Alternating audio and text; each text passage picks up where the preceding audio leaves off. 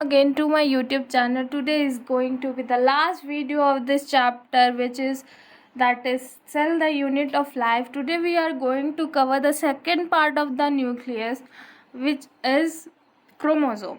So let's get started without any delay. So guys, as you all know that first of all we will take a quick revision of the topic and then we will move to the short notes part. So let's start. As I have told you earlier that interface nucleus has loose and distinct network of nucleoprotein which is known as chromatid. But during the different stages of the cell, different stages of the division of cell, the cells are structured chromosome instead of nucleus. Guys, you must be wondering what is this chromatin protein, what is this, what does it contain? So I will tell you that chromatin contains DNA and some basic proteins that is called histones.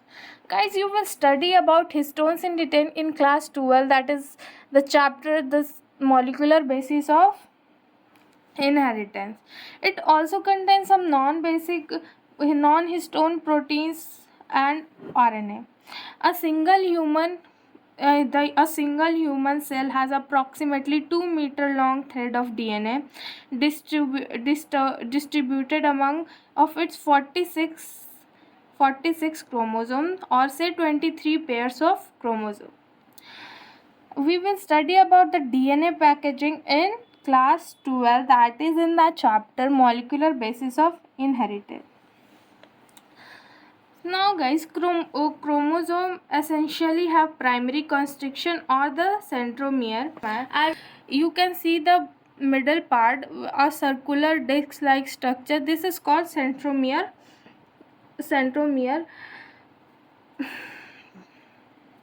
On the side of which a disc shaped on the side of the centromere here a disc shaped structure is present which is known as kinetochore. Guys, you will study about kinetochore and its function in the next chapter, that is cell cycle and division, so we will not go in detail. Centromere holds two chromatids of chromosome. As you can see, this is centromere and it is holding two chromatids of a chromosome.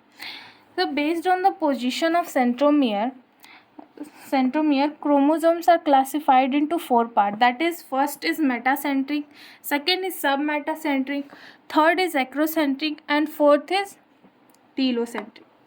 So now, what is chromosome? In metacentric chromosome, centromere is present in the middle of the chromosome, forming two equal arms of the chromosome. As you can see, this structure is called arms.